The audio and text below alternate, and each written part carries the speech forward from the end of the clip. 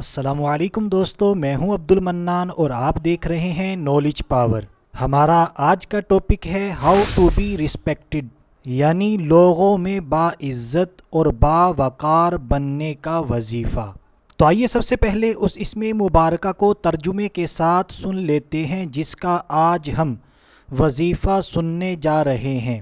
المعز، ترجمہ عزت دینے والا۔ تو دوستو، جب بھی آپ نے اس اسم مبارکہ کا وظیفہ کرنا ہے تو آپ نے اس کو اس طرح پڑھنا ہے: یا معز، ترجمہ اے عزت دینے والے۔ اس اسم مبارکہ کو ایک مرتبہ پھر سن لیں: یا معز، اے عزت دینے والے۔ اور یہ وظیفہ آپ صرف ہفتے میں 2 دن ہی کر سکتے ہیں، اس کے علاوہ آپ نے کسی اور دن نہیں کرنا۔ ہاں، اس اسم مبارکہ کے اور بہت سارے وظائف ہیں، اگر آپ کسی اور دنوں میں وہ وظائف کرنا چاہتے ہیں تو وہ کر سکتے ہیں، لیکن آج کا ہمارا وظیفہ جس طرح بتایا جائے آپ نے انہی ایام میں کرنا ہے۔ تو جو شخص بھی پیر کے دن، پیر شریف یعنی منڈے کو، نماز مغرب ادا کرنے کے بعد صرف 40 مرتبہ 40 ٹائمز اسی اسم مبارکہ کو پڑھے گا یا معز، تو اللہ تبارک و تعالی اسے باعزت اور باوقار بنا دے گا۔